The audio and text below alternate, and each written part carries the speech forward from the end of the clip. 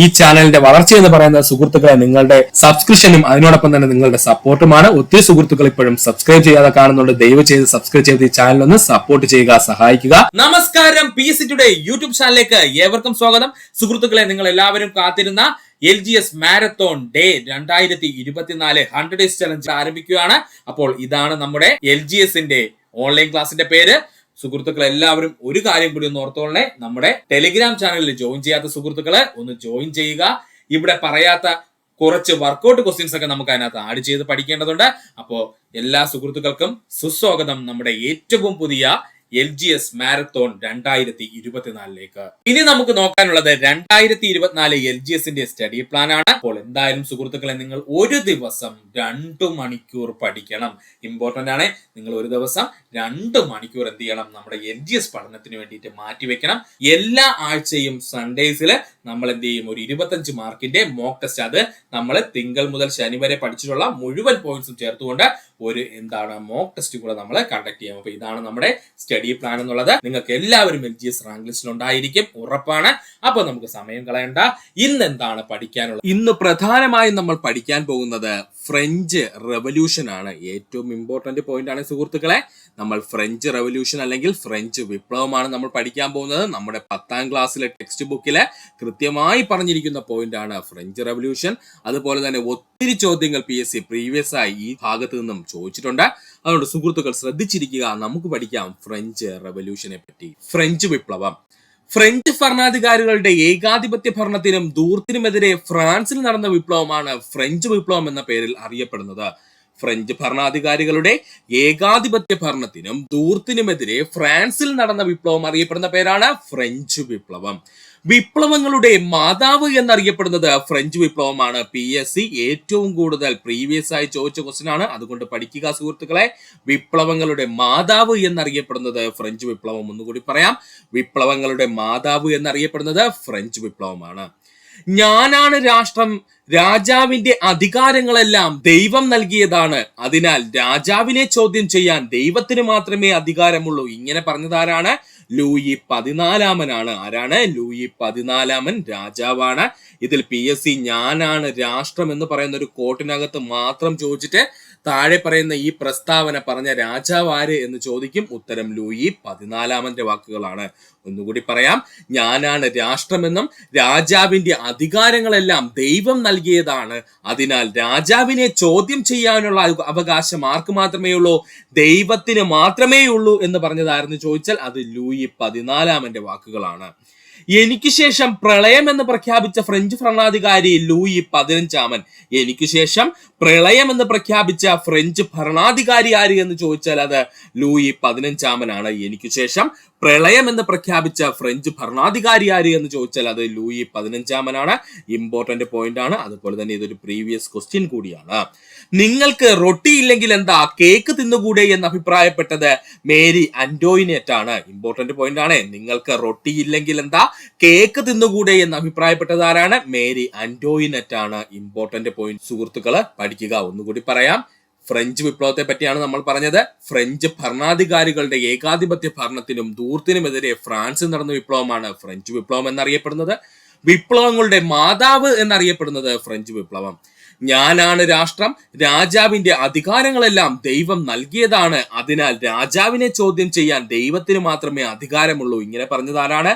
Louis 14 എനിക്ക് ശേഷം പ്രളയം എന്ന് പ്രഖ്യാപിച്ച ഫ്രഞ്ച് ഭരണാധികാരി ആര് എന്ന് ചോദിച്ചാൽ ലൂയി 15. നിങ്ങൾക്ക് റൊട്ടി ഇല്ലെങ്കിൽ എന്താ, കേക്ക് തിന്നുകൂടെ എന്ന് അഭിപ്രായപ്പെട്ടത് മേരി അന്റോയിനറ്റ്. ഇത് മൂന്നും PSC ഒരുപാട് തവണ പ്രീവിയസ് ആയി ചോദിച്ചതാണ്. പഠിക്കുക. ഫ്രഞ്ച് വിപ്ലവത്തിന്റെ പ്രധാന കാരണങ്ങളായി പറയുന്നത് ഭരണാധികാരികൾ ഉൾപ്പെടുന്ന ന്യൂനപക്ഷത്തിന്റെ ആഡംബരവും ധൂർത്തും നിറഞ്ഞ ജീവിതം. ഭരണാധികാരികൾ ഉൾപ്പെടുന്ന ന്യൂനപക്ഷത്തിന്റെ ആഡംബരവും ധൂർത്തും നിറഞ്ഞ ജീവിതവും ഫ്രാൻസിൽ നിലനിന്നിരുന്ന സാമൂഹിക സാമ്പത്തിക അസമത്വങ്ങളും. ഫ്രാൻസിൽ നിലനിന്നിരുന്ന സാമൂഹിക സാമ്പത്തിക അസമത്വങ്ങള് ഫ്രഞ്ച് സമൂഹത്തെ എസ്റ്റേറ്റുകൾ എന്നറിയപ്പെടുന്ന 3 തട്ടുകളായി വിഭജിച്ചു. ഈ 3 കാര്യങ്ങളാണ് പ്രധാനമായിട്ടും ഫ്രഞ്ച് വിപ്ലവത്തിന്റെ പ്രധാനപ്പെട്ട കാരണങ്ങൾ എന്ന് അറിയപ്പെടുന്നത്. ഒന്നുകൂടി പറഞ്ഞുതരാം സുഹൃത്തുക്കളെ, ശ്രദ്ധിക്കുക. ഫ്രഞ്ച് വിപ്ലവത്തിന്റെ പ്രധാനപ്പെട്ട കാരണങ്ങൾ ചോദിച്ചു കഴിഞ്ഞാൽ ഭരണാധികാരികൾ ഉൾപ്പെടുന്ന ന്യൂനപക്ഷത്തിന്റെ ആഡംബരവും ധൂർത്തും നിറഞ്ഞ ജീവിതം, ഫ്രാൻസിൽ നിലനിന്നിരുന്ന സാമൂഹിക സാമ്പത്തിക അസമത്വം, അതുപോലെ ഫ്രഞ്ച് സമൂഹത്തെ എസ്റ്റേറ്റുകൾ എന്നറിയപ്പെടുന്ന 3 തട്ടുകളായി തിരിച്ചതും അല്ലെങ്കിൽ വിഭജിച്ചതുമാണ് പഠിക്കുക. നമുക്കിത് നോക്കാനുള്ളതാണ് എസ്റ്റേറ്റുകൾ. എന്താ സുഹൃത്തുക്കളെ എസ്റ്റേറ്റുകൾ എന്ന് പറഞ്ഞാല്? ഫ്രഞ്ച് സമൂഹത്തെ പ്രധാനമായും 3 എസ്റ്റേറ്റുകളായി തരംതിരിച്ചിരുന്നു. ഫ്രഞ്ച് സമൂഹത്തെ പ്രധാനമായിട്ട് 3 എസ്റ്റേറ്റുകളായി തരംതിരിച്ചിരുന്നു. അവയായിരുന്നു 1-ാം എസ്റ്റേറ്റ്, 2-ാം എസ്റ്റേറ്റ്, 3-ാം എസ്റ്റേറ്റ് എന്ന്. ഇതിൽ 1-ാം എസ്റ്റേറ്റിനെ പറ്റിയാണ് നമ്മൾ ആദ്യം പഠിക്കാൻ പോകുന്നത്. ഫ്രഞ്ച് സമൂഹത്തെ പ്രധാനമായിട്ടും 3 എസ്റ്റേറ്റുകളായി തരംതിരിച്ചിരുന്നു. ഏതൊക്കെയാണ് എസ്റ്റേറ്റ്? 1-ാം എസ്റ്റേറ്റ്, 2-ാം എസ്റ്റേറ്റ്, 3-ാം എസ്റ്റേറ്റ് ഇങ്ങനെയായിരുന്നു. ഇതിൽ 1-ാം എസ്റ്റേറ്റിനെ പറ്റിയാണ് നമ്മൾ പഠിക്കാൻ പോകുന്നത്. 1-ാം എസ്റ്റേറ്റിൽ ഉൾപ്പെട്ടിരുന്നത് പുരോഹിതന്മാരായിരുന്നു. 1-ാം എസ്റ്റേറ്റിൽ ഉൾപ്പെട്ടിരുന്നത് ആരാ സുഹൃത്തുക്കളെ? പുരോഹിതന്മാരായിരുന്നു 1-ാം എസ്റ്റേറ്റിൽ ഉൾപ്പെട്ടിരുന്നത്. PSCയുടെ പ്രീവിയസ് ക്വസ്റ്റ്യൻ ആണ്.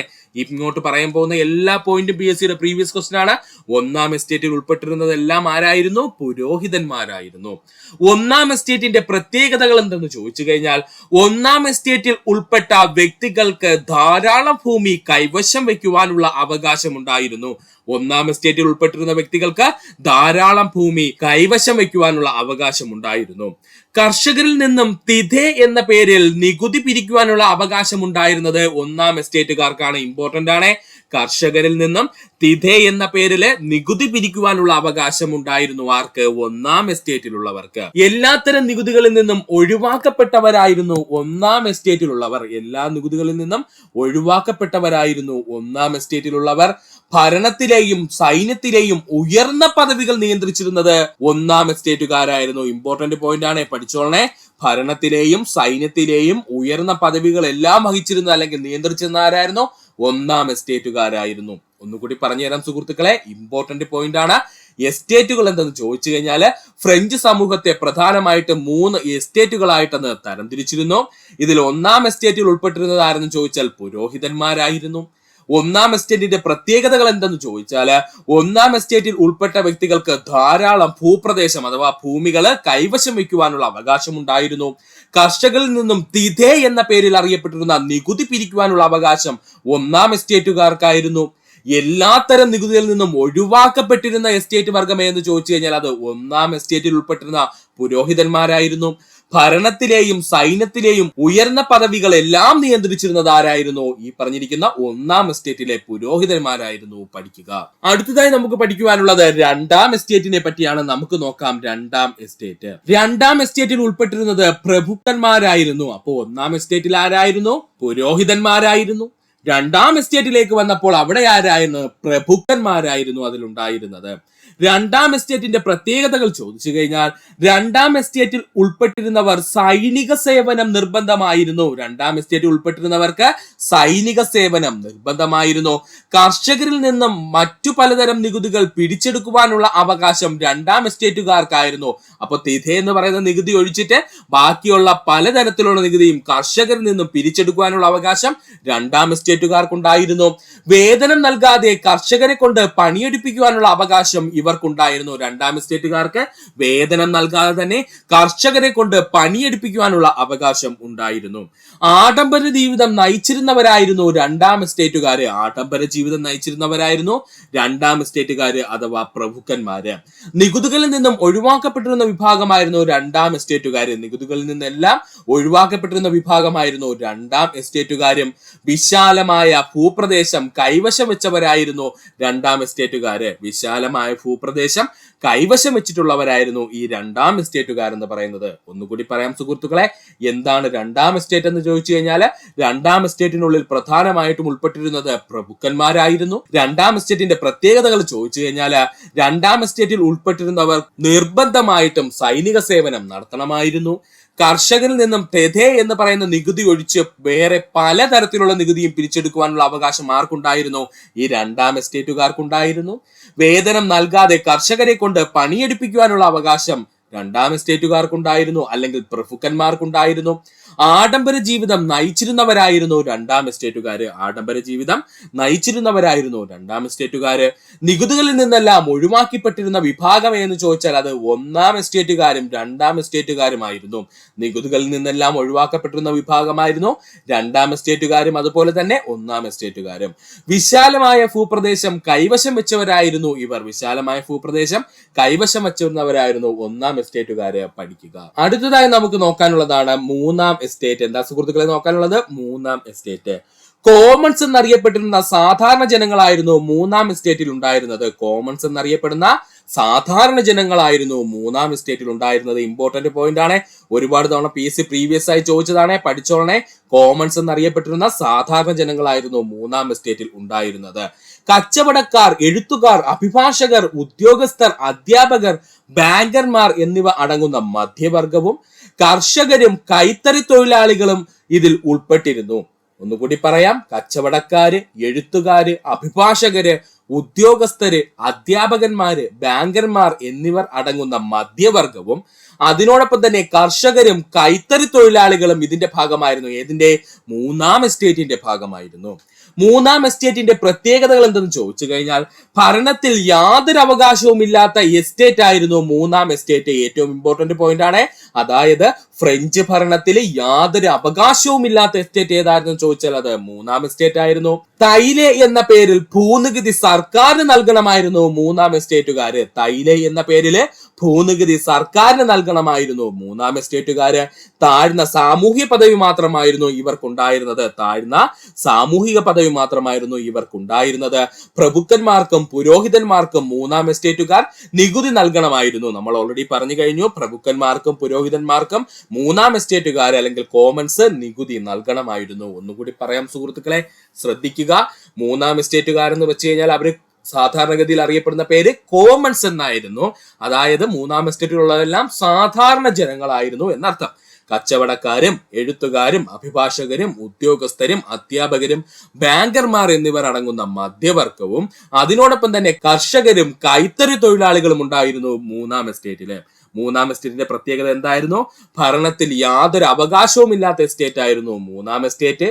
തൈലെ എന്നറിയപ്പെടുന്ന ഭൂനികുതി സർക്കാരിന് നൽകണമായിരുന്നു മൂന്നാം എസ്റ്റേറ്റുകാര്. താഴ്ന്ന സാമൂഹ്യ പദവി മാത്രമായിരുന്നു ഇവർക്കുണ്ടായിരുന്നത്.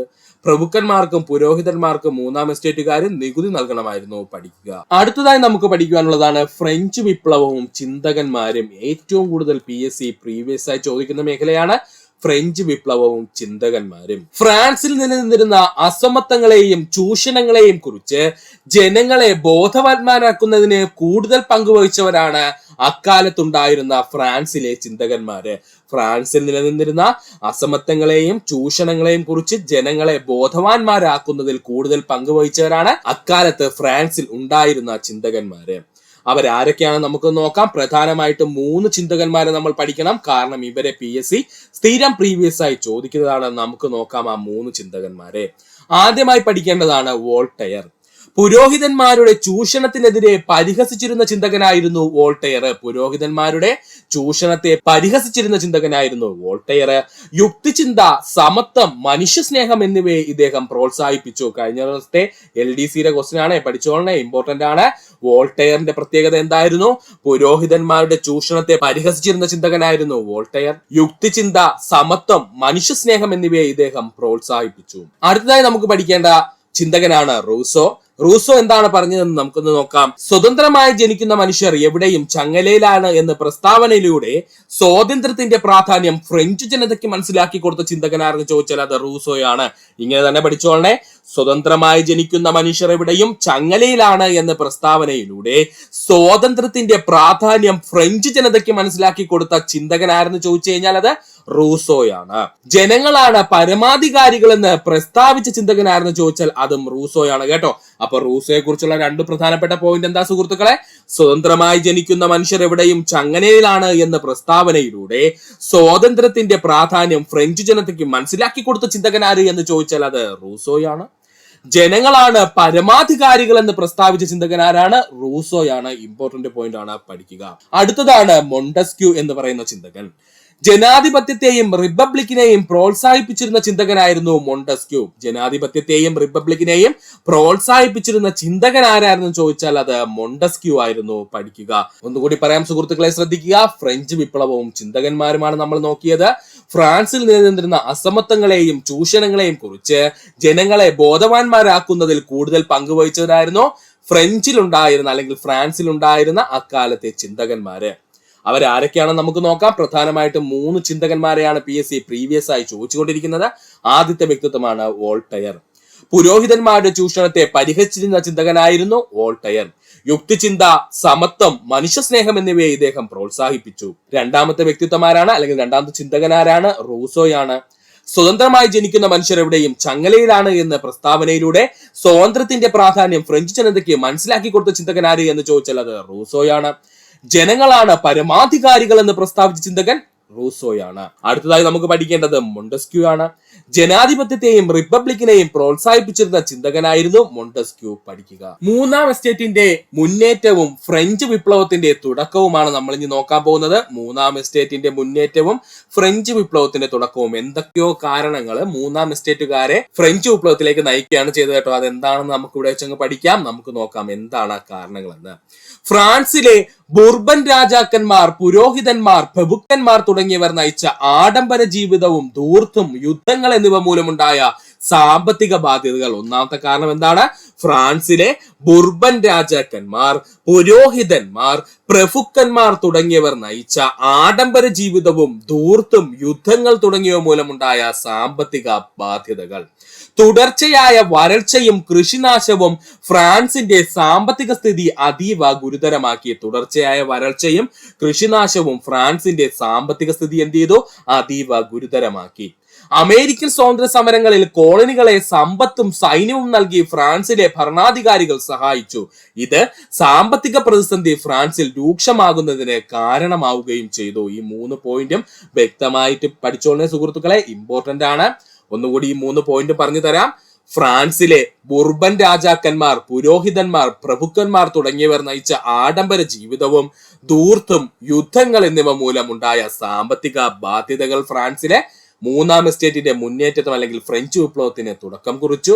തുടർച്ചയായ വരൾച്ചയും കൃഷിനാശവും ഫ്രാൻസിന്റെ സാമ്പത്തിക സ്ഥിതി അതീവ ഗുരുതരമാക്കുകയും ചെയ്തു.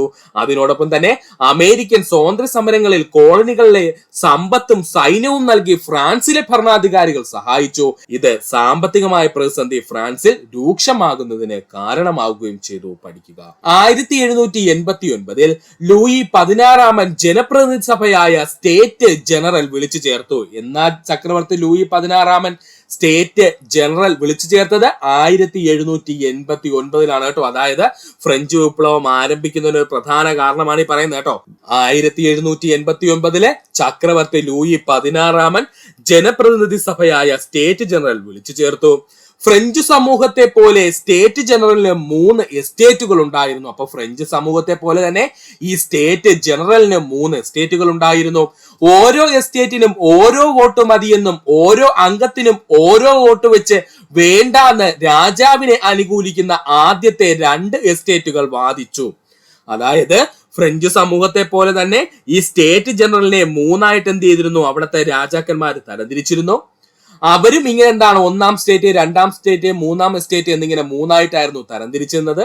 ഇതില് എങ്ങനെയാണ് വോട്ടെടുപ്പ് ചെയ്യേണ്ടത് എന്നൊരു ചർച്ച വന്നപ്പോ ഈ രാജാവിനെ അനുകൂലിക്കുന്നവരെല്ലാം കൂടി പറഞ്ഞു, അല്ലെങ്കിൽ എസ്റ്റേറ്റുകാരായിട്ടുള്ള 1-ാം എസ്റ്റേറ്റുകാരും 2-ാം എസ്റ്റേറ്റുകാരും കൂടി പറഞ്ഞു, ഓരോ എസ്റ്റേറ്റിനും ഓരോ വോട്ട് വെച്ച് മതി, അല്ലാതെ ഓരോ എസ്റ്റേറ്റിലെ അംഗങ്ങൾക്ക് ഓരോ വോട്ട് വെച്ച് വേണ്ടാന്ന് പറഞ്ഞു കേട്ടോ. ഇതാണ് ഇമ്പോർട്ടന്റ്. ഓരോ എസ്റ്റേറ്റിനും ഓരോ വോട്ട് വെച്ച് മതി, അല്ലാതെ ഓരോ എസ്റ്റേറ്റിലെ അംഗങ്ങൾക്കും ഓരോ വോട്ട് വെച്ച് വേണ്ട എന്ന് രാജാവിനോടൊപ്പം അനുകൂലിച്ചു. ആരാണ്? 1-ാം എസ്റ്റേറ്റുകാരും 2-ാം എസ്റ്റേറ്റുകാരും.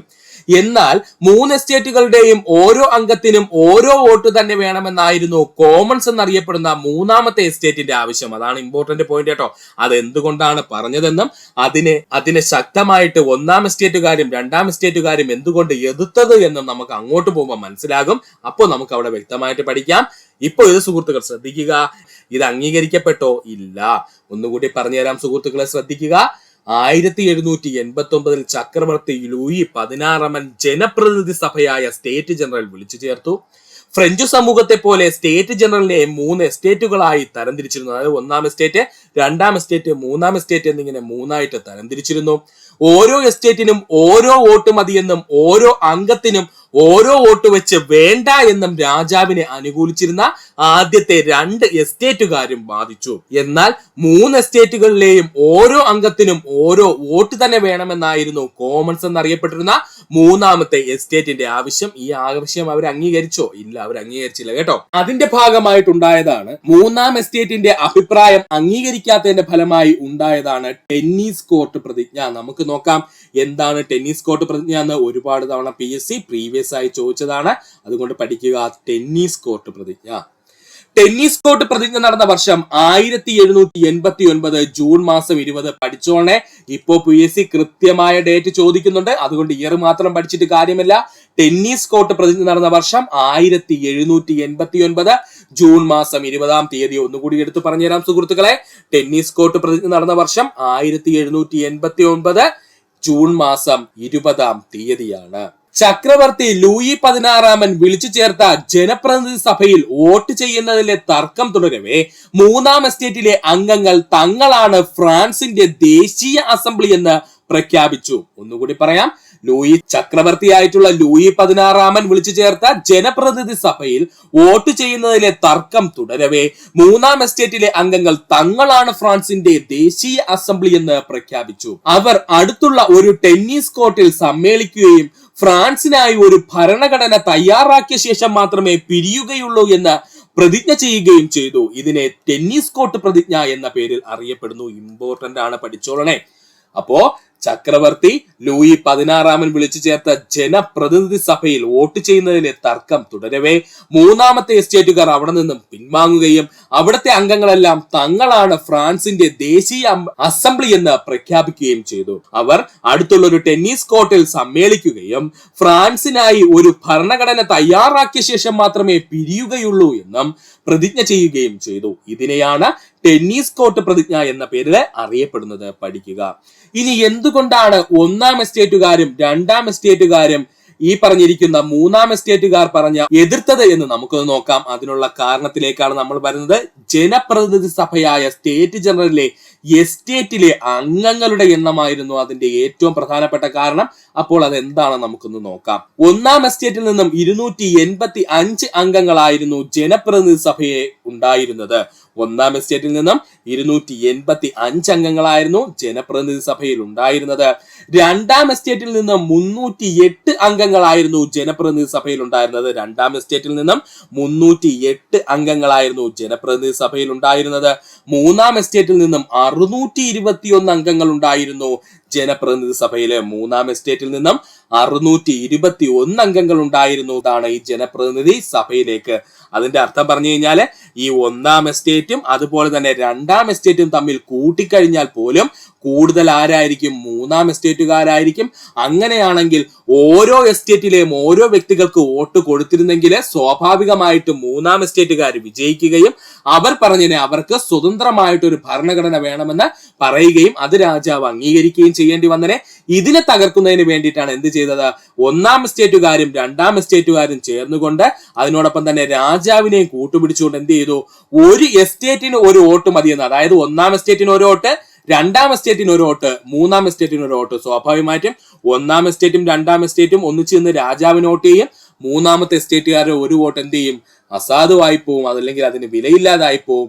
ഇതിനെതിരെയാണ് എന്ത് ചെയ്തത്? സത്യത്തില് പ്രധാനമായിട്ടും ഫ്രഞ്ച് വിപ്ലവം പൊട്ടിപ്പുറപ്പെടുന്നതെന്നാണ് നമ്മുടെ ഫ്രഞ്ച് വിപ്ലവം പൊട്ടിപ്പുറപ്പെടുന്നതെന്ന് പറയപ്പെടുന്നു. ഇത്രയും ഭാഗം സുഹൃത്തുക്കളെ വ്യക്തമായിട്ട് പഠിക്കുക. അടുത്തതായാണ് നമ്മൾ ഫ്രഞ്ച് വിപ്ലവത്തിലേക്ക് കടക്കുവാൻ പോവുകയാണ്.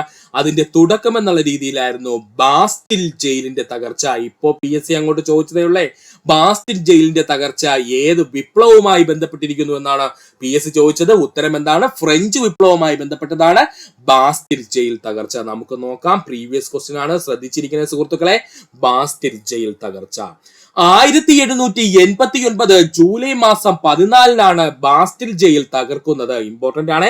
1789 ജൂലൈ മാസം 14-നാണ് ബാസ്റ്റിൽ ജയിൽ തകർക്കുന്നത്.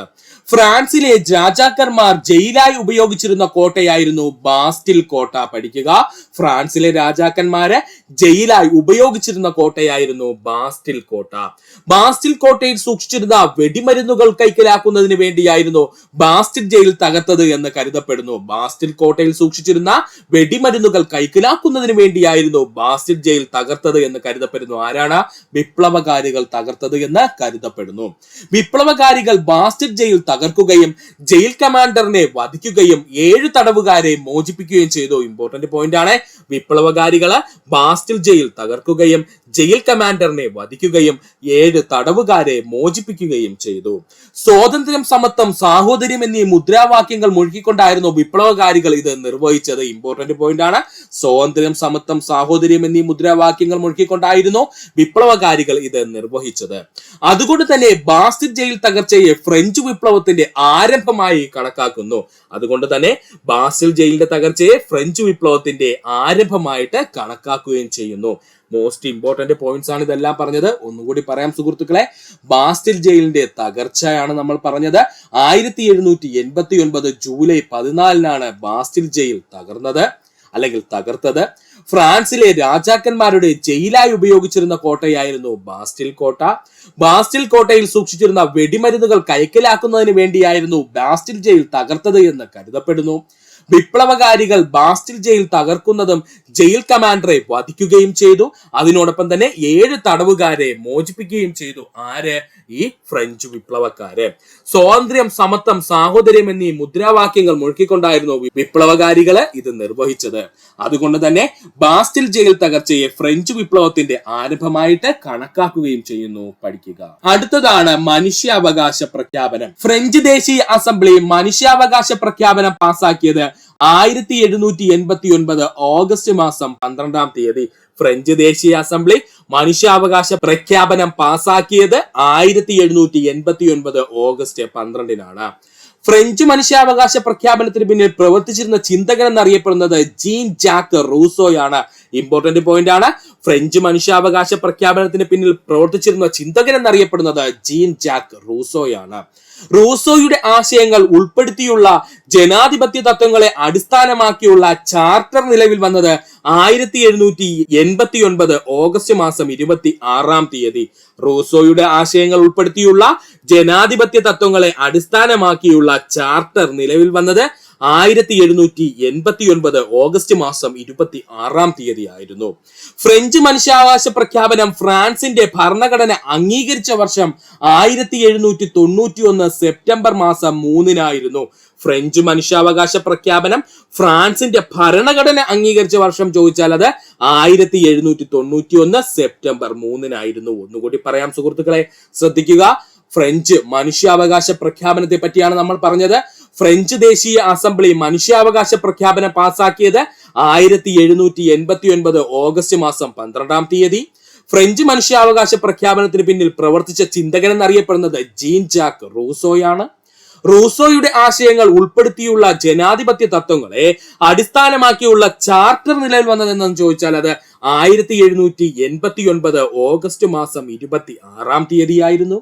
ഫ്രഞ്ച് മനുഷ്യാവകാശ പ്രഖ്യാപനം ഫ്രാൻസിന്റെ ഭരണഘടന അംഗീകരിച്ച വർഷം ചോദിച്ചു കഴിഞ്ഞാൽ അത് 1791 സെപ്റ്റംബർ മാസം 3-ാം തീയതിയാണ്. പഠിക്കുക. ഫ്രഞ്ച് മനുഷ്യാവകാശ പ്രഖ്യാപന പ്രകാരം എന്തൊക്കെയാണ് സംഭവിച്ചത് എന്ന് നമുക്കൊന്ന് നോക്കാം.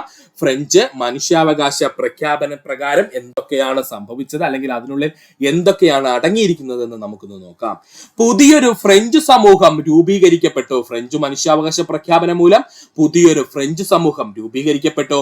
രാജാവിന്റെ അധികാരങ്ങൾ പരിമിതപ്പെടുത്തി. സ്വതന്ത്രനായി ജനിക്കുന്ന മനുഷ്യർക്ക് തുല്യ അവകാശങ്ങളുടെ സ്വതന്ത്രനായി ജീവിക്കണം എന്നും എന്ത് ചെയ്തിരിക്കുന്നു? കൃത്യമായി പറഞ്ഞിരിക്കുന്നു. സ്വതന്ത്രനായി ജനിക്കുന്ന മനുഷ്യര് തുല്യമായ അവകാശങ്ങളോടെ സ്വതന്ത്രനായി ജീവിക്കണമെന്നും എന്തിനായിട്ട് പറഞ്ഞിരിക്കുന്നു?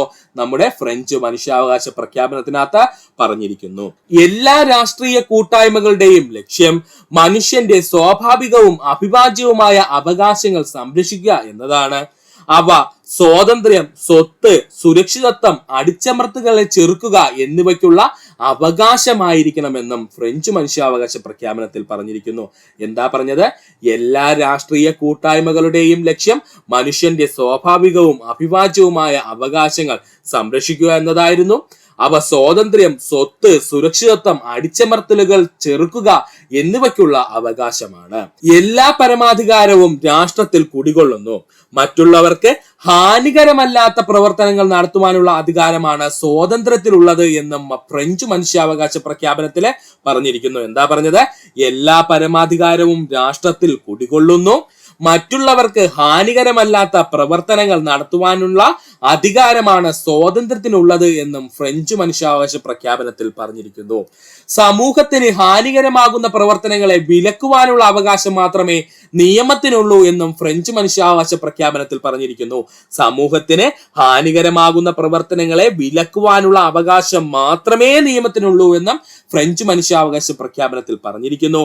അതുപോലെ തന്നെ മോസ്റ്റ് ഇമ്പോർട്ടന്റ് ആണ്, ലൂയി 16 വിചാരണയിൽ നിന്നും ഒഴിവാക്കാനും മനുഷ്യാവകാശ പ്രഖ്യാപനം വഴി സാധിച്ചു. ലൂയി 16 പരസ്യ വിചാരണയിൽ നിന്നും ഒഴിവാക്കാനും മനുഷ്യാവകാശ പ്രഖ്യാപനം വഴി സാധിച്ചു. പഠിക്കുക.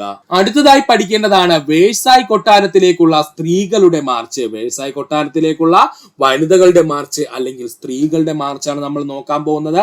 വേഴ്സായ് കൊട്ടാരത്തിലേക്കുള്ള സ്ത്രീകളുടെ മാർച്ച് നടന്ന വർഷം 1789 ഒക്ടോബർ മാസം 5-ാം തീയതി. വേഴ്സായ് കൊട്ടാരത്തിലേക്കുള്ള സ്ത്രീകളുടെ മാർച്ച് നടന്ന വർഷം 1789 ഒക്ടോബർ മാസം 5-ാം തീയതി ആയിരുന്നു. ഒക്ടോബർ മാർച്ച് എന്നും ഒക്ടോബർ ഡേയ്സ് എന്നും മാർച്ച് ഓൺ വെയിൽസ് എന്നും അറിയപ്പെട്ടിരുന്നത് എന്ന് ചോദിച്ചാൽ ഈ വേഴ്സായ് കൊട്ടാരത്തിലേക്കുള്ള സ്ത്രീകളുടെ മാർച്ച് ആയിരുന്നു കേട്ടോ.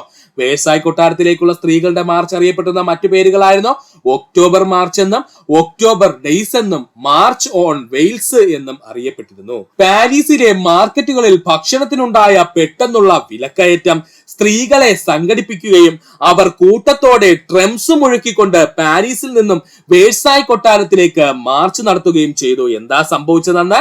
പാരീസിലെ മാർക്കറ്റുകളിൽ ഭക്ഷണത്തിനുണ്ടായ അല്ലെങ്കിൽ റൊട്ടികൾക്കുണ്ടായ പെട്ടെന്നുള്ള വിലക്കയറ്റം സ്ത്രീകളെ സംഘടിപ്പിക്കുകയും അവർ കൂട്ടത്തോടെ ഡ്രംസുകൾ മുഴക്കിക്കൊണ്ട് പാരീസിൽ നിന്നും വേഴ്സായ് കൊട്ടാരത്തിലേക്ക് മാർച്ച് നടത്തുകയും ചെയ്തു. കലാപകാരികൾ കൂടി മാർച്ചിനൊപ്പം ചേർന്നതോടെ 10,000 അടങ്ങുന്ന വലിയൊരു മാർച്ചായി ഇത് തീരുകയും ചെയ്തു. കലാപകാരികൾ കൂടി മാർച്ചിനൊപ്പം ചേർന്നതോടുകൂടി 10,000 അടങ്ങുന്ന വലിയൊരു മാർച്ചായി ഇത് തീരുകയും ചെയ്തു. അവർ രാജകൊട്ടാരത്തിന്റെ ഭാഗമായുള്ള ആയുധപ്പുരകൾ കൊള്ളയടിക്കുകയും കെട്ടിടങ്ങൾ തീവച്ച് നശിപ്പിക്കുകയും ചെയ്തു. ഇമ്പോർട്ടന്റ് പോയിന്റ് ആണ്. അവർ രാജകൊട്ടാരത്തിന്റെ ഭാഗമുള്ള ആയുധപ്പുരകൾ കൊള്ളയടിക്കുകയും കെട്ടിടങ്ങൾ തീവച്ച് നശിപ്പിക്കുകയും ചെയ്തു.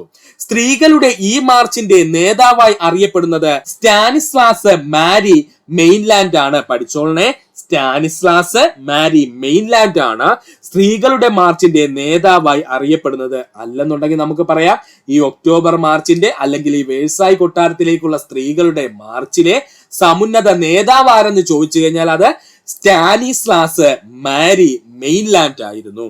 1792 സെപ്റ്റംബർ 3 പുതുതായി രൂപീകരിച്ച ഭരണഘടന അനുസരിച്ച് തിരഞ്ഞെടുക്കപ്പെട്ട ദേശീയ കൺവെൻഷൻ ഫ്രാൻസിനെ ഒരു റിപ്പബ്ലിക്കായി പ്രഖ്യാപിക്കുകയും ചെയ്തു. 1792 സെപ്റ്റംബർ 3 പുതുതായി രൂപീകരിച്ച ഭരണഘടന അനുസരിച്ച് തിരഞ്ഞെടുക്കപ്പെട്ട ദേശീയ കൺവെൻഷൻ ഫ്രാൻസിനെ ഒരു റിപ്പബ്ലിക്കായി പ്രഖ്യാപിക്കുകയും ചെയ്തു. ഒന്നുകൂടി പറയാം സുഹൃത്തുക്കളെ, ശ്രദ്ധിച്ചിരിക്കുക. വേഴ്സായ് കൊട്ടാരത്തിലേക്കുള്ള സ്ത്രീകളുടെ മാർച്ചാണ് നമ്മൾ പറഞ്ഞത്. വേഴ്സായ് കൊട്ടാരത്തിലേക്കുള്ള സ്ത്രീകളുടെ മാർച്ച് നടന്ന വർഷം 1789 ഒക്ടോബർ 5-നാണ്. ഒക്ടോബർ മാർച്ച് എന്നും ഒക്ടോബർ ഡേയ്സ് എന്നും മാർച്ച് ഓൺ വെയിൽസ് എന്ന പേരിലും അറിയപ്പെടുന്നത് എന്ന് ചോദിച്ചാൽ ഈ വേഴ്സായ് കൊട്ടാരത്തിലേക്കുള്ള സ്ത്രീകളുടെ മാർച്ചാണ്. പാരീസിലെ മാർക്കറ്റുകളിൽ ഭക്ഷണത്തിനായി ഉണ്ടായ പെട്ടെന്നുള്ള വിലക്കയറ്റം അല്ലെങ്കിൽ റൊട്ടിക്കുണ്ടായ പെട്ടെന്നുള്ള വിലക്കയറ്റം സ്ത്രീകളെ സംഘടിപ്പിക്കുകയും അവർ കൂട്ടത്തോടെ ഡ്രംസുകൾ മുഴക്കിക്കൊണ്ട് പാരീസിൽ നിന്നും വേഴ്സായ് കൊട്ടാരത്തിലേക്ക് മാർച്ച് നടത്തുകയും ചെയ്തു. കലാപകാരികൾ കൂടി മാർച്ചിന് ഒപ്പം ചേർന്നതോടെ 10,000 അടങ്ങുന്ന വലിയൊരു മാർച്ചായി ഇത് തീരുകയും ചെയ്തു. അവർ രാജകൊട്ടാരത്തിന്റെ ഭാഗമായുള്ള ആയുധപ്പുരകൾ കൊള്ളയടിക്കുകയും കെട്ടിടങ്ങൾ തീവച്ച് നശിപ്പിക്കുകയും ചെയ്തു. സ്ത്രീകളുടെ മാർച്ചിന്റെ നേതാവ് ആരായിരുന്നു എന്ന് ചോദിച്ചാൽ അത് സ്റ്റാനിസ്ലാസ് മാരി മെയിൻലാൻഡ് ആയിരുന്നു. 1792 സെപ്റ്റംബർ 3 പുതുതായി രൂപീകരിച്ച ഭരണഘടന അനുസരിച്ച് തിരഞ്ഞെടുക്കപ്പെട്ട ദേശീയ കൺവെൻഷൻ ഫ്രാൻസിനെ ഒരു റിപ്പബ്ലിക്കായി പ്രഖ്യാപിക്കുകയും ചെയ്തു. പഠിക്കുക. അടുത്തതായി നമുക്ക് പഠിക്കേണ്ടതാണ് ഭീകരവാഴ്ച. അപ്പോ ഇതൊക്കെ കഴിഞ്ഞിട്ടും എന്തുണ്ടായിരുന്നു? നമ്മുടെ ഫ്രാൻസില് ഒരുപാട് നാള് ഭീകരവാഴ്ച നിലനിന്നു കേട്ടോ. അതിനെക്കുറിച്ചാണ് നമ്മൾ ഇനി പഠിക്കാൻ പോകുന്നത്. ഫ്രാൻസിൽ നിലനിന്നിരുന്ന ഭീകരവാഴ്ച. 1793 ജൂലൈയിൽ ഫ്രാൻസിന്റെ ആഭ്യന്തര കാര്യങ്ങൾ നിയന്ത്രിക്കുന്നതിനായി റോബർട്ട്സ്പിയറിയുടെ നേതൃത്വത്തിൽ ഒരു പൊതു സുരക്ഷാ കമ്മിറ്റി രൂപീകരിക്കപ്പെട്ടു. 1793 ജൂലൈയില് ഫ്രാൻസിന്റെ ആഭ്യന്തര കാര്യങ്ങൾ നിയന്ത്രിക്കുന്നതിനായിട്ട് റോബർട്ട്സ്പിയറിയുടെ നേതൃത്വത്തിൽ ഒരു പൊതു സുരക്ഷാ കമ്മിറ്റിയെ രൂപീകരിച്ചു. മിറാബോ, ടണ്ടർ തുടങ്ങിയവരായിരുന്നു ഇതിലെ അംഗങ്ങൾ. മിറാബോയും ടണ്ടർ തുടങ്ങിയവർ ഇതിലെ അംഗങ്ങളായിരുന്നു. ശത്രുക്കളെന്ന് തോന്നിയ എല്ലാവരെയും അവർ ഗില്ലറ്റിൻ എന്ന ഉപകരണം ഉപയോഗിച്ച് നിഷ്കരുണം വധിച്ചു. ഇമ്പോർട്ടന്റ് പോയിന്റ് ആണ്, പഠിച്ചോളെ. ഇത് ഗില്ലറ്റിൻ PSC പ്രീവിയസ് ആയി ഒരുപാട് തവണ ചോദിച്ചതാണ്. ഫ്രഞ്ച് വിപ്ലവത്തിലെ ശത്രുക്കളെ വധിക്കാൻ ഉപയോഗിച്ചിരുന്ന ഉപകരണം ഏതാണെന്നാണ് PSC ചോദിക്കുന്നത്. ഉത്തരം ഗില്ലറ്റിൻ ആണ്. അപ്പോൾ ശത്രുക്കളെന്ന് തോന്നിയ എല്ലാവരെയും അവർ ഗില്ലറ്റിൻ എന്ന് പറയുന്ന ഉപകരണം ഉപയോഗിച്ച് നിഷ്കരണം വധിച്ചു. നിരവധി പ്രഭുക്കന്മാരെയും പുരോഹിതന്മാരെയും ഇതിന് ഇരയാവുകയും ചെയ്തു. നിരവധി പ്രഭുക്കന്മാരും പുരോഹിതന്മാരും ഇതിന് ഇരയാവുകയും ചെയ്തു. ഒന്നുകൂടി പറയാം, നമ്മുടെ ഫ്രാൻസിന്റെ ഭീകരവാഴ്ച നിന്നിരുന്ന കാലഘട്ടമാണ് പറയുന്നത്. 1793 ജൂലൈയിൽ ഫ്രാൻസിന്റെ ആഭ്യന്തര കാര്യങ്ങൾ നിയന്ത്രിക്കുന്നതിനായി റോബർട്ട്സ്പിയറിയുടെ നേതൃത്വത്തിൽ ഒരു പൊതു സുരക്ഷാ കമ്മിറ്റിയെ രൂപീകരിച്ചു. മിറാബോയും ടണ്ടൻ തുടങ്ങിയവർ ഇതിൽ അംഗങ്ങളായിരുന്നു. ശത്രുക്കളെന്ന് തോന്നിയ എല്ലാവരെയും ഇവർ രണ്ടുപേരും ചേർന്നുകൊണ്ട് ഗില്ലറ്റിൻ എന്ന് പറയുന്ന ഉപകരണം ഉപയോഗിച്ച് നിഷ്കരുണം വധിച്ചു. നിരവധി പ്രഭുക്കന്മാരും പുരോഹിതന്മാരും ഇതിനിരയാവുകയും ചെയ്തു. അതിൽ പലരും നിരപരാധികളായിരുന്നു കേട്ടോ. അവരെ എല്ലാവരെയും എന്ത് ചെയ്തു? കൂട്ടത്തോടെ ഇവർ വധിക്കുകയും ചെയ്തു. 1793 ജനുവരി 21 ലൂയി 16 രാജാവിനെ രാജ്യദ്രോഹ കുറ്റത്തിന് വധശിക്ഷയ്ക്ക് വിധിക്കുകയും 9 മാസങ്ങൾക്ക് ശേഷം ഭാര്യയായ മേരി അന്റോയിനേറ്റിനെ വധിക്കുകയും ചെയ്തു. 1793 ജനുവരി 21 ലൂയി 16 രാജാവിനെ രാജ്യദ്രോഹ കുറ്റത്തിന് വധശിക്ഷയ്ക്ക് വിധിക്കുകയും ചെയ്തു. എന്ന് വെച്ചാൽ ഗില്ലറ്റിനിലൂടെ തന്നെയാണ് അദ്ദേഹത്തെ കൊന്നത് കേട്ടോ. അതിനോടൊപ്പം തന്നെ 9 മാസങ്ങൾക്ക് ശേഷം ഭാര്യ മേരി അന്റോയിനറ്റിനെയും എന്ത് ചെയ്തു? ഗില്ലറ്റ് ഉപയോഗിച്ച് വധിച്ചു. ആരാണ്? ഈ പറഞ്ഞിരിക്കുന്ന വ്യക്തികള്.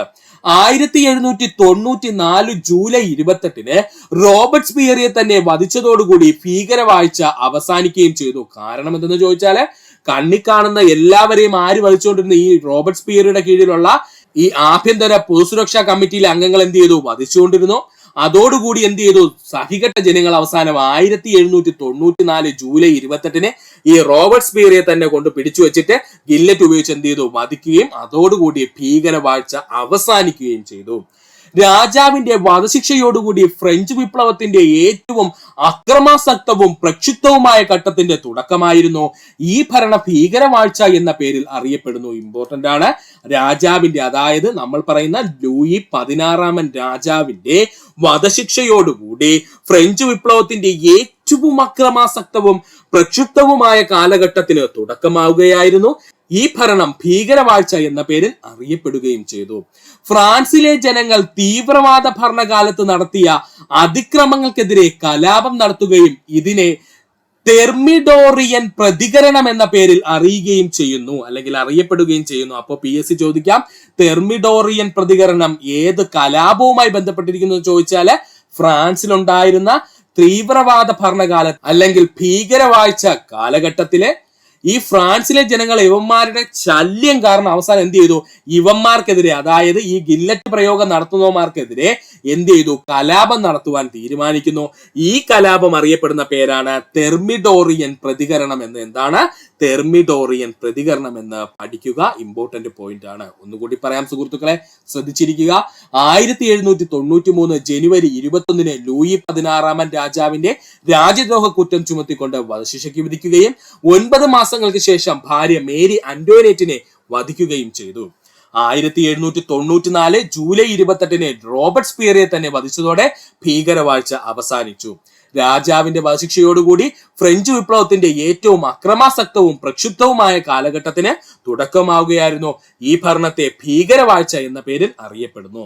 ഫ്രാൻസിലെ ജനങ്ങൾ തീവ്രവാദ ഭരണകാലത്ത് നടത്തിയ അതിക്രമങ്ങൾക്കെതിരെ കലാപം നടത്തുകയും ഇതിനെ തെർമിഡോറിയൻ പ്രതികരണം എന്ന പേരിൽ അറിയപ്പെടുകയും ചെയ്യുന്നു. ഇനി നമുക്ക് പഠിക്കുവാനുള്ളത് ഫ്രഞ്ച് വിപ്ലവത്തിന്റെ പ്രധാന സ്വാധീനങ്ങളാണ്, അല്ലെങ്കിൽ ഫ്രഞ്ച് വിപ്ലവം മൂലം മറ്റു രാജ്യങ്ങളിലുണ്ടായ പ്രവർത്തനങ്ങൾ അല്ലെങ്കിൽ മറ്റു രാജ്യങ്ങളിലുണ്ടായ മാറ്റങ്ങളാണ് നമ്മൾ പഠിക്കാൻ പോകുന്നത്. ഫ്രഞ്ച് വിപ്ലവത്തിന്റെ സ്വാധീനങ്ങൾ.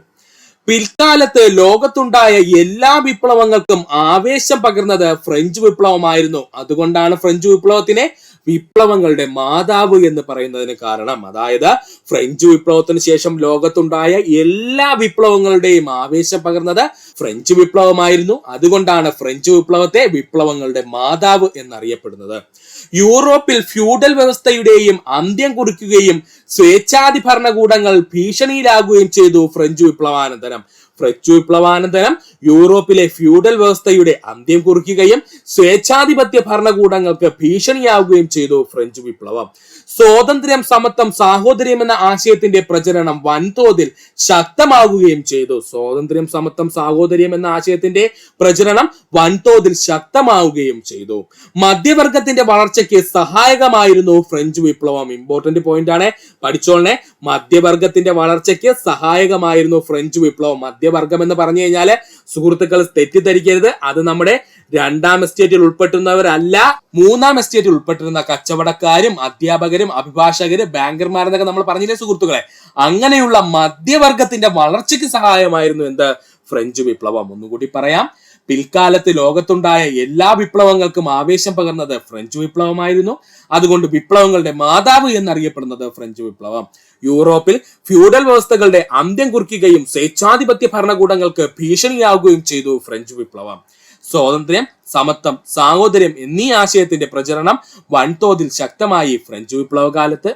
മധ്യവർഗത്തിന്റെ വളർച്ചയ്ക്ക് സഹായമായത് എന്ന് ചോദിച്ചാൽ അത് ഫ്രഞ്ച് വിപ്ലവമായിരുന്നു. പഠിക്കുക. ദേശീയതയുടെ ആവിർഭാവത്തിന് വഴിയൊരുക്കിയത് ഫ്രഞ്ച് വിപ്ലവമായിരുന്നു. ദേശീയതയുടെ ആവിർഭാവത്തിന് വഴിയൊരുക്കിയത് ഫ്രഞ്ച് വിപ്ലവമായിരുന്നു. ജനകീയ പരമാധികാരം എന്ന ആശയം മനുഷ്യരാശിക്ക് നൽകിയത് ഫ്രഞ്ച് വിപ്ലവത്തിലൂടെയായിരുന്നു. ജനകീയ പരമാധികാരം എന്ന ആശയം മനുഷ്യരാശിക്ക് നൽകിയത് ഫ്രഞ്ച് വിപ്ലവത്തിലൂടെയാണ്. രാജ്യം എന്നാൽ പ്രദേശമല്ല, രാജ്യത്തെ ജനങ്ങളാണ് എന്ന് പ്രഖ്യാപിച്ചത് ഫ്രഞ്ച് വിപ്ലവത്തിലൂടെയാണ്. രാജ്യം എന്നാൽ ഒരു പ്രദേശമല്ല, ആ രാജ്യത്തെ ജനങ്ങളാണ് എന്ന് പ്രഖ്യാപിച്ചത് ഫ്രഞ്ച് വിപ്ലവത്തിലൂടെയാണ്.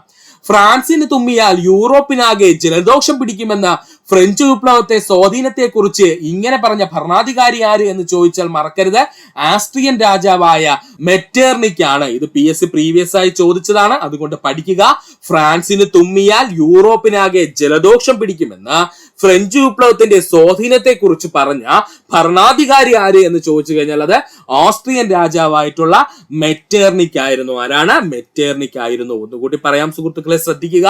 ദേശീയതയുടെ ആവിർഭാവത്തിന് വഴിയൊരുക്കിയത് ഫ്രഞ്ച് വിപ്ലവമായിരുന്നു. ജനകീയ പരമാധികാരം എന്ന ആശയം മനുഷ്യരാശിക്ക് നൽകിയത് ഫ്രഞ്ച് വിപ്ലവത്തിലൂടെയായിരുന്നു. രാജ്യം എന്നാൽ പ്രദേശമല്ല, രാജ്യത്തിന്റെ ജനങ്ങളാണ് എന്ന് പ്രഖ്യാപിച്ചത് ഫ്രഞ്ച് വിപ്ലവത്തിലൂടെയാണ്. ഫ്രാൻസിന് തുമ്മിയാൽ യൂറോപ്പിനാകെ ജലദോഷം പിടിക്കുമെന്ന് ഫ്രഞ്ച് വിപ്ലവത്തിന്റെ സ്വാധീനത്തെ കുറിച്ച് പറഞ്ഞ ഭരണാധികാരി ആര് എന്ന് ചോദിച്ചാൽ അത് ഓസ്ട്രിയൻ രാജാവായ മെറ്റേർണിക് ആണ്. പഠിക്കുക. അടുത്തതായി നമുക്ക് പഠിക്കുവാനുള്ളതാണ് ഫ്രഞ്ച് വിപ്ലവവും ഇന്ത്യയും. ഫ്രഞ്ച് വിപ്ലവവും ഇന്ത്യയും തമ്മിലൊരു ബന്ധമുണ്ട്. അതെന്താണെന്ന് PSC ഒരുപാട് തവണ പ്രീവിയസ് ആയി ചോദിച്ചിട്ടുമുണ്ട്. നമുക്ക് നോക്കാം. ഫ്രഞ്ച് വിപ്ലവവും ഇന്ത്യയും. ലോകത്താകമാനം സ്വാധീനം ചെലുത്തിയ ഫ്രഞ്ച് വിപ്ലവം മൈസൂരിലെ ഭരണാധികാരിയായ ടിപ്പു സുൽത്താനെയും സ്വാധീനിച്ചിരുന്നു. ലോകത്താകമാനം സ്വാധീനം ചെലുത്തിയ ഫ്രഞ്ച് വിപ്ലവം മൈസൂരിലെ ഭരണാധികാരിയായ ടിപ്പു സുൽത്താനെയും സ്വാധീനിച്ചു. ബ്രിട്ടീഷ് സാമ്രാജ്യത്തിനെതിരായി പോരാടാനുള്ള ഒരു തന്ത്രമായി ടിപ്പു സുൽത്താൻ ഫ്രഞ്ചുകാരുമായുള്ള സഖ്യത്തെ കണക്കാക്കി. ബ്രിട്ടീഷ് സാമ്രാജ്യത്തിനെതിരായി പോരാടാനുള്ള ഒരു തന്ത്രമായി ടിപ്പു സുൽത്താൻ ഫ്രഞ്ചുകാരുമായുള്ള സഖ്യത്തെ കണക്കാക്കി. പൗരനായ ടിപ്പു എന്ന് സ്വയം പേര് സ്വീകരിച്ച അദ്ദേഹം ഫ്രഞ്ച് വിപ്ലവത്തിന്റെ ഓർമ്മയ്ക്കായി തന്റെ തലസ്ഥാനമായ ശ്രീരംഗപട്ടണത്ത് സ്വാതന്ത്ര്യത്തിന്റെ മരം നടുകയും ഫ്രഞ്ച് ക്ലബായ ജാക്കോബിയയിൽ അംഗമാവുകയും ചെയ്തു. ഇവിടെ നിന്ന് PSC സ്ഥിരം പ്രീവിയസ് ആയി ചോദിച്ചുകൊണ്ടിരുന്നതായിരുന്നു. ഫ്രഞ്ച് വിപ്ലവത്തിന്റെ ഓർമ്മയ്ക്കായിട്ട് ഏതു പ്രദേശത്താണ് ടിപ്പു സുൽത്താൻ സ്വാതന്ത്ര്യത്തിന്റെ മരം നട്ടത് എന്നാണ്, അല്ലെങ്കിൽ സ്വാതന്ത്ര്യത്തിന്റെ മരം നട്ടതെന്നാണ് ചോദിക്കുന്നത്. ഉത്തരം എന്താണ്? അദ്ദേഹത്തിന്റെ തലസ്ഥാന നഗരമായ ശ്രീരംഗപട്ടണത്താണ് അദ്ദേഹം നട്ടത്. ഒന്നുകൂടി പറയാം. പൗരനായ ടിപ്പു എന്ന് സ്വയം പേര് സ്വീകരിച്ച ടിപ്പു സുൽത്താൻ ഫ്രഞ്ച് വിപ്ലവത്തിന്റെ ഓർമ്മയ്ക്കായിട്ട് തന്റെ തലസ്ഥാനമായ ശ്രീരംഗപട്ടണത്ത് സ്വാതന്ത്ര്യത്തിന്റെ മഠം നടുകയും ഫ്രഞ്ച് ക്ലബായ ജാക്കോബിയൻ അംഗമാവുകയും ചെയ്തു. ഭരിക്കുന്നവരും ഭരിക്കപ്പെടുന്നവരും തമ്മിലുള്ള ഒരു സാമൂഹിക ഉടമ്പടിയുടെ ഫലമാണ് ഭരണകൂടമെന്ന് അഭിപ്രായപ്പെട്ട ചിന്തകൻ റൂസോയാണ്. റൂസോയുടെ പ്രശസ്തമായ പുസ്തകമാണ് സോഷ്യൽ കോൺട്രാക്ട്. ഇത് രണ്ടും പഠിക്കാതെ പോവല്ലേ, ഇമ്പോർട്ടന്റ് ആണ്. ഭരിക്കുന്നവനും ഭരിക്കപ്പെടുന്നവനും തമ്മിലുള്ള ഒരു സാമൂഹിക ഉടമ്പടിയുടെ ഫലമാണ് ഭരണകൂടമെന്ന് അഭിപ്രായപ്പെട്ട ചിന്തകൻ ആരാണ്? റൂസോയാണ്. റൂസോയുടെ പ്രശസ്തമായ പുസ്തകമാണ് സോഷ്യൽ കോൺട്രാക്ട്. എന്താണ് സോഷ്യൽ കോൺട്രാക്ട്? പഠിക്കുക. അടുത്തതായി നമുക്ക് പഠിക്കുവാനുള്ളതാണ് ഫ്രഞ്ച് വിപ്ലവവും നെപ്പോളിയനും. അപ്പൊ ഫ്രഞ്ച് വിപ്ലവത്തിന് ശേഷം നെപ്പോളിയനും കുറച്ച് റോൾ ഉണ്ടായിരുന്നു കേട്ടോ ഫ്രാൻസില്. അതെന്താണെന്നാണ് നമ്മൾ നോക്കാൻ പോകുന്നത്. ഫ്രഞ്ച് വിപ്ലവവും നെപ്പോളിയനും. മഹത്തായ ലക്ഷ്യങ്ങൾക്കായി വിപ്ലവം നടത്തിയ ഫ്രഞ്ച് ജനതയ്ക്ക് കുറച്ചു കാലം നെപ്പോളിയൻ ബോണപ്പാർട്ടിന്റെ ഏകാധിപത്യ ഭരണത്തിന് കീഴിൽ കഴിയേണ്ടി വന്നു. മഹത്തായ ലക്ഷ്യങ്ങൾക്കായി വിപ്ലവം നടത്തിയ ഫ്രഞ്ച് ജനതയ്ക്ക് കുറച്ചു കാലം നെപ്പോളിയൻ ബോണപ്പാർട്ടിന്റെ ഏകാധിപത്യ ഭരണത്തിന് കീഴിലും കഴിയേണ്ടി വന്നു. ഫ്രഞ്ച് വിപ്ലവാനന്തരം ബ്രിട്ടന്റെ നേതൃത്വത്തിൽ ഫ്രാൻസിനെതിരായി രൂപീകരിക്കപ്പെട്ട യൂറോപ്യൻ സഖ്യത്തെ നേരിട്ട് വിജയം വരിക്കുന്നതിൽ സുപ്രധാന പങ്ക് വഹിച്ചത് നെപ്പോളിയൻ ആയിരുന്നു. ഫ്രഞ്ച് വിപ്ലവാനന്തരം ബ്രിട്ടന്റെ നേതൃത്വത്തിൽ ഫ്രാൻസിനെതിരായിട്ട് രൂപീകരിക്കപ്പെട്ട യൂറോപ്യൻ സഖ്യത്തെ അല്ലെങ്കിൽ സൈന്യത്തെ നേരിട്ട് കൊണ്ട് വിജയം വരിക്കുന്നതിൽ സുപ്രധാന പങ്ക് വഹിച്ചത് നെപ്പോളിയൻ ആയിരുന്നു. 1799 നെപ്പോളിയൻ ഫ്രാൻസിന്റെ അധികാരം പിടിച്ചെടുക്കുകയും ഒരു ഏകാധിപതിയായിരുന്നെങ്കിലും നിരവധി പരിഷ്കാരങ്ങൾ ഫ്രാൻസിൽ നടപ്പിലാക്കുകയും ചെയ്തു. 1799 നെപ്പോളിയൻ ഫ്രാൻസിന്റെ അധികാരം പിടിച്ചെടുക്കുകയും ഒരു ഏകാധിപതിയായിരുന്നുവെങ്കിലും നിരവധി പരിഷ്കാരങ്ങൾ ഫ്രാൻസിൽ നടപ്പിലാക്കുകയും ചെയ്തു. ആരാണ്? നെപ്പോളിയൻ. ഒന്നുകൂടി പറയാം സുഹൃത്തുക്കളെ, ശ്രദ്ധിക്കുക. മഹത്തായ ലക്ഷ്യങ്ങൾക്കായി വിപ്ലവം നടത്തിയ ഫ്രഞ്ച് ജനതയ്ക്ക് കുറച്ചു കാലം നെപ്പോളിയൻ ബോണപ്പാർട്ടിന്റെ ഏകാധിപത്യ ഭരണത്തിന് കീഴിൽ കഴിയേണ്ടി വന്നു. ഫ്രഞ്ച് വിപ്ലവാനന്തരം ബ്രിട്ടന്റെ നേതൃത്വത്തിൽ ഫ്രാൻസിനെതിരായി രൂപീകരിക്കപ്പെട്ട യൂറോപ്യൻ സഖ്യത്തെ അല്ലെങ്കിൽ സൈന്യത്തെ നേരിട്ട് വിജയം വരിക്കുന്നതിൽ സുപ്രധാന പങ്ക് വഹിച്ചത് നെപ്പോളിയൻ ആയിരുന്നു.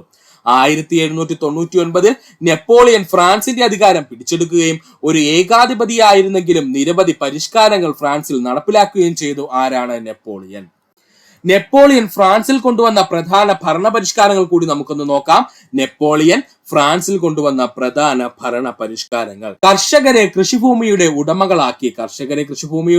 ഉടമകളാക്കി.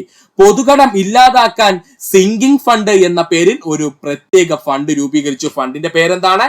Sinking fund. ഗതാഗത പുരോഗതിക്കായി നിരവധി റോഡുകൾ നിർമ്മിച്ചു. പുരോഹിതന്മാരുടെ മേൽ രാജ്യത്തിന്റെ നിയന്ത്രണം ഏർപ്പെടുത്തി. സാമ്പത്തിക പ്രവർത്തനങ്ങൾക്കായി ബാങ്ക് ഓഫ് ഫ്രാൻസ് സ്ഥാപിച്ചു. ബാങ്ക് ഓഫ് ഫ്രാൻസ് സ്ഥാപിച്ചത് ആരെന്ന് ചോദിച്ചാൽ അത് നെപ്പോളിയൻ ബോണപ്പാർട്ടാണ്. നിലവിലുള്ള നിയമങ്ങൾ ക്രോഡീകരിച്ച് പുതിയൊരു നിയമസംഹിത രൂപീകരിച്ചു. ആരാണ്? നെപ്പോളിയൻ. നിലവിലുള്ള നിയമങ്ങൾ ക്രോഡീകരിച്ചുകൊണ്ട് പുതിയൊരു നിയമസംഹിത രൂപീകരിച്ചു നെപ്പോളിയൻ. 1815 നടന്ന വാട്ടർലൂ യുദ്ധത്തിൽ യൂറോപ്യൻ സഖ്യ സൈന്യത്തോട് പരാജയപ്പെട്ട നെപ്പോളിയന് അധികാരം നഷ്ടപ്പെടുകയും ജീവൻ തന്നെ നഷ്ടമാവുകയും ചെയ്തു. 1815 നടന്ന വാട്ടർലൂ യുദ്ധത്തിലെ യൂറോപ്യൻ സഖ്യ സൈന്യത്തോട് പരാജയപ്പെട്ട നെപ്പോളിയന് അധികാരം നഷ്ടപ്പെടുകയും ജീവൻ നഷ്ടമാവുകയും ചെയ്തു. ഇത്രയും പോയിന്റ്സ് ആണ് നമ്മൾ പ്രധാനമായിട്ടും ഫ്രഞ്ച് വിപ്ലവവും അല്ലെങ്കിൽ ഫ്രഞ്ച് റെവല്യൂഷനുമായി ബന്ധപ്പെട്ട് പഠിക്കുവാനുള്ളത്. ഇത് മുഴുവൻ നമ്മുടെ SCERT ടെക്സ്റ്റ് ബുക്കിനകത്ത് വ്യക്തമായിട്ട് പറഞ്ഞിട്ടുള്ളതാണ്. അതുകൊണ്ട് സുഹൃത്തുക്കൾ പഠിക്കുക. നമ്മുടെ 10ാം ക്ലാസ് ടെക്സ്റ്റ് ബുക്കിലെ വ്യക്തമായി പറഞ്ഞിരിക്കുന്നതാണ് നമ്മളിവിടെ പഠിച്ചതെല്ലാം. അതുകൊണ്ട് ഈ ഭാഗത്ത് നിന്നാണ് PSC ഇത്രയും നാളായിട്ടും പ്രീവിയസ് ആയി ചോദിച്ചുകൊണ്ടിരിക്കുന്നതും. ഏതൊരു എക്സാമിനും നമുക്ക് പ്രതീക്ഷിക്കുകയും ചെയ്യാം ഈ ഒരു ഭാഗം അല്ലെങ്കിൽ ഫ്രഞ്ച് വിപ്ലവം എന്ന് പറയുന്നത്. അതുകൊണ്ട് സുഹൃത്തുക്കൾ ഇത് വ്യക്തമായിട്ട് പഠിക്കാൻ ശ്രമിക്കുക. ഇത്രയും നേരം ഈ വീഡിയോ കണ്ട സുഹൃത്തുക്കൾ എല്ലാവർക്കും നന്ദി, നമസ്കാരം. നിങ്ങൾക്ക് ഈ വീഡിയോ ഇഷ്ടമായി എങ്കിൽ നിങ്ങളുടെ സുഹൃത്തുക്കൾക്ക് കൂടി ഒന്ന് ഷെയർ ചെയ്ത് കൊടുക്കുക. അതിനോടൊപ്പം തന്നെ നമ്മുടെ ചാനൽ സബ്സ്ക്രൈബ് ചെയ്ത് സഹായിക്കുക. സബ്സ്ക്രൈബ് ബട്ടണോട് ചേർന്നുള്ള ബെൽ ബട്ടൺ അമർത്തി കഴിഞ്ഞാൽ നമ്മൾ അപ്ലോഡ് ചെയ്യുന്ന വീഡിയോകൾ അപ്പോൾ തന്നെ സുഹൃത്തുക്കളെ നിങ്ങളിലെത്തുന്നതാണ്. സുഹൃത്തുക്കൾ എല്ലാവർക്കും നന്ദി, നമസ്കാരം. നല്ലൊരു ദിവസം നേരുന്നു.